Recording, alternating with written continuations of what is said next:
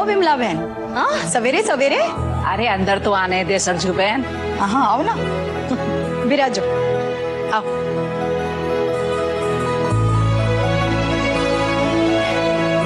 बोलो। आधे घंटे में शरणिक बाबा जी का सत्संग से अब सोचा पूछते चले, साथ चल रही या फिर अपनी बिटिया की शादी की तैयारियों में लगी रहेगी?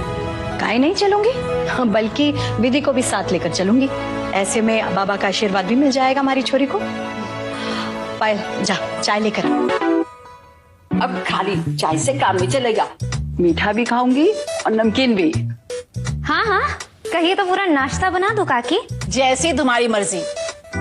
अब विधि बिटिया का इतने ऊंचे खानदान में रिश्ता पक्का हुआ है। रिश्ता पक्का हुआ है नहीं, रिश्ता पक्का हुआ था।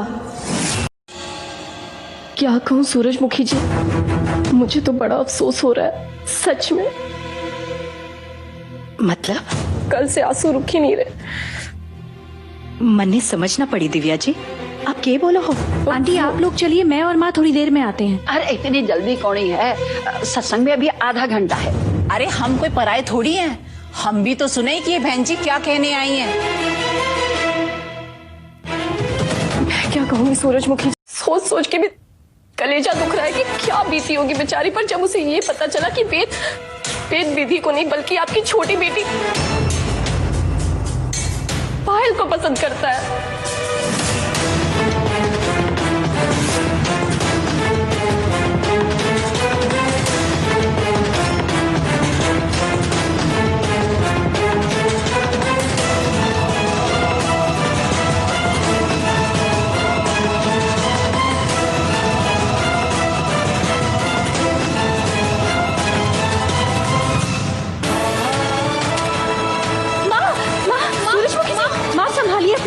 दीदी इन्हें तो सदमा क्यों लगा? तुमने उन्हें कुछ बताया नहीं क्या?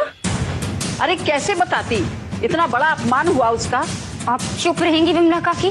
चुप क्यों रहे बिटिया? हाँ, और तुम्हारी सास उसने कुछ अच्छा नहीं किया है? विधि बिटिया और सरजू बहन की कोई इज्जत नहीं है? मैं क्या कहूँ, मैं किस मुंह से यहाँ आई हूँ ये मुझे ही पता है सूरजमुखी जी। मैं आपसे हाथ जोड़ के माफी मांगती हूँ मम्मी जी और वेद की तरफ से। मम्मी जी और वेद की गलती की सजा बेचारी आपकी बेटी विधि को मिल गई। यहाँ वेद आपके घर चक्कर काटता रहा आपकी छोटी बेटी पायल के लिए, और मम्मी जी ने जबरदस्ती वहाँ विधि का रिश्ता तय कर दिया वेद के साथ। तब तो वेद ने कुछ कहा ही नहीं, मुंह तक नहीं खोला अपना। और आज जब शादी की बात हो गई तो उसने शादी से इनकार कर दिया। मुझे कुछ समझ नहीं आ रहा कि बहुत बुरा किया थारी सास और देवर ने। हमारी सरजू बहन की तो इज्जत मिट्टी में मिल गई। हाय विधि, बहुत बुरा हुआ थारे साथ। भगवान दुश्मन के साथ भी ऐसा ना करे। पर देखिए ना, इतना सब कुछ होने के बावजूद भी वेद और मम्मी जी को तो कोई फर्क ही नहीं पड़ा।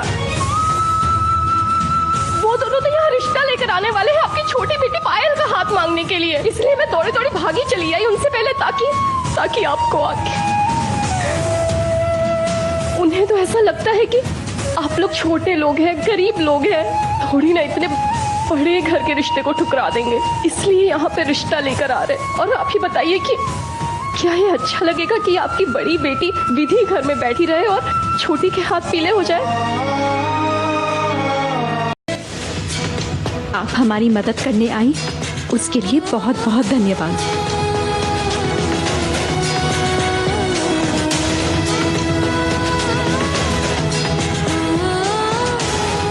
हमें आपकी हमदर्दी की कोई जरूरत नहीं है। ये ले जाइए और प्रतिभा आंटी को बोल दीजिएगा बाकी सामान मैं खुद लौटाने आऊंगी।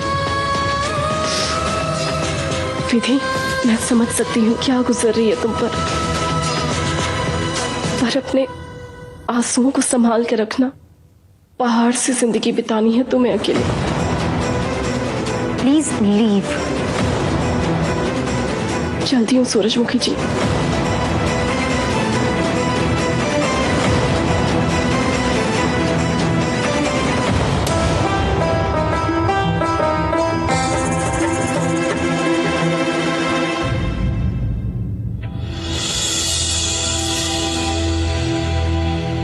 थारे से के बोलूं सरजू बहन, अंबर के तारो हाथ से टूटे कोनी।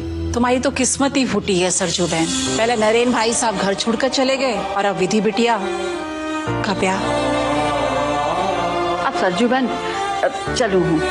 हमें देर हो रही है। अच्छा बिटिया, अपनी माँ का ध्यान रखना।